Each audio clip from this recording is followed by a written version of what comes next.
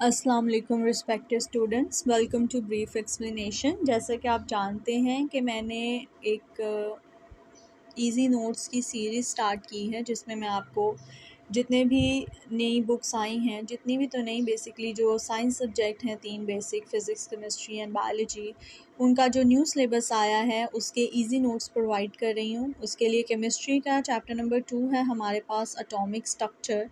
इसके नोट्स यहाँ पे अवेलेबल हैं। पेज नंबर 18 या 19 से इसका इंट्रोडक्शन शुरू होता है। इंट्रोडक्शन में जो पैराग्राफ है उसमें से सिर्फ कुछ एमसीक्यूज़ ही हैं जो इम्पॉर्टेंट हैं, जो आ सकते हैं, तो उन्हें मैंने एमसीक्यूज़ की फॉर्म में लिखा है।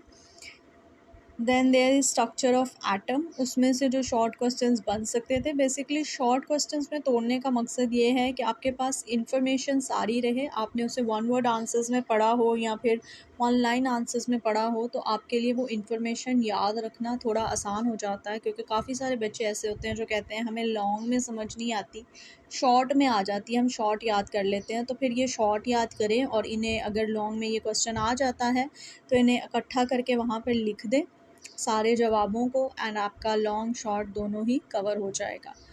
देन डिस्कवरी ऑफ इलेक्ट्रॉन था जिसमें ये जे थॉमसन के 5 शॉर्ट क्वेश्चंस बन रहे थे रिलेटेड, और अगर इसी को लॉन्ग क्वेश्चन की बेस पे देखा जाता तो इस तरह से कुछ हेडिंग्स के साथ मैंने इसे लॉन्ग में भी कवर कर दिया है।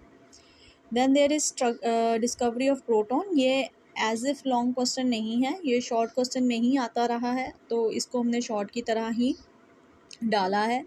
रदरफोर्ड की जो एक्सपेरिमेंट था या रदरफोर्ड की जो बेसिक डिफेक्ट्स थे वो हर साल आया करते थे, वो इस बार बुक में नहीं है, तो इसलिए यहाँ पे भी मेंशन नहीं है। देन डिस्कवरी ऑफ न्यूट्रॉन है, उसको भी शॉर्ट क्वेश्चन की तरह ही कवर किया है। देन डिस्कवरी ऑफ न्यूक्लियस है, उसको भी शॉर्ट क्वेश्चन की तरह ही कवर किया है। ये सारे टॉपिक शॉर्ट के हैं अभी तक जितना हमने देखा, उसमें से सिर्फ जो है डिस्कवरी ऑफ इलेक्ट्रॉन लॉन्ग में आ सकता था। उसके बाद लॉन्ग नंबर 2 जो बन रहा है वो है बोहर्स एटॉमिक मॉडल। इसमें मैंने इसको वैसे शॉर्ट में भी तोड़ा है जस्ट फॉर से कि अगर शॉर्ट में आ जाए, ठीक है, या लर्निंग में आसानी बच्चों को, कुछ को अगर जिनको ज़रूरत है तो वो कर लें, वरना लॉन्ग के लिए बाकायदा नील बोहर का एटॉमिक मॉडल है, उसको इस तरह से आप लिख सकते हैं कि आप इंट्रो दें, उसके मेन फीचर्स लिखें, शेल्स क्या होते हैं, सब शेल्स क्या होते हैं, उनके नाम क्या हैं, उनके अंदर कितने इलेक्ट्रॉन आते हैं। इस बार इंफॉर्मेशन को थोड़ा ऊपर नीचे किया गया है, पोस्टुलेट्स को भी हटा दिया गया है, तो उस हिसाब से जितनी इन्फॉर्मेशन बुक पे थी मैंने उसी को अकोमोडेट करने की कोशिश की है, कोई इजाफी इन्फॉर्मेशन नहीं डाली।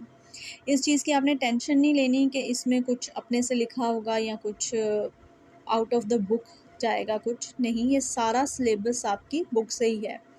Then atomic number, atomic mass की बात करें तो वो भी मैंने आपकी बुक से ही लिए हैं, सारे examples, even formulas, everything is from your book.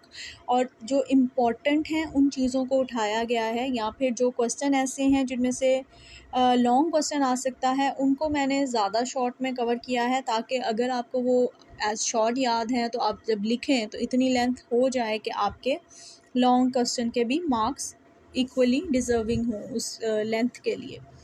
फिर है आइसोटॉप्स एंड देयर मैसेस, तो इसमें आइसोटॉप्स वगैरह का जिक्र है, आइसोटॉप्स के फार्मूलाज हैं, एग्जांपल्स हैं, जाहिर है डायग्राम्स नहीं है यहाँ पे। अगर ये लॉन्ग में आता है तो आप डायग्राम्स बना लीजिएगा, आपकी बुक पे अवेलेबल हैं। अगर शॉर्ट में आता है तो आप इस तरह से इजीली लिख सकते हैं। फिर रेडियो एक्टिव आइसोटॉप्स की बात करें तो उसको भी शॉर्ट टॉपिक्स में ही डाला गया है। Applications of radio active isotopes जो हैं वो लॉन्ग में आ सकती हैं, तो बेसिकली 3 लॉन्ग क्वेश्चंस आपके पास आ गए। एक आ गया आपके पास डिस्कवरी ऑफ इलेक्ट्रॉन, दूसरा आ गया बोहर्स एटॉमिक मॉडल, और तीसरा आ गया applications of radio active isotopes.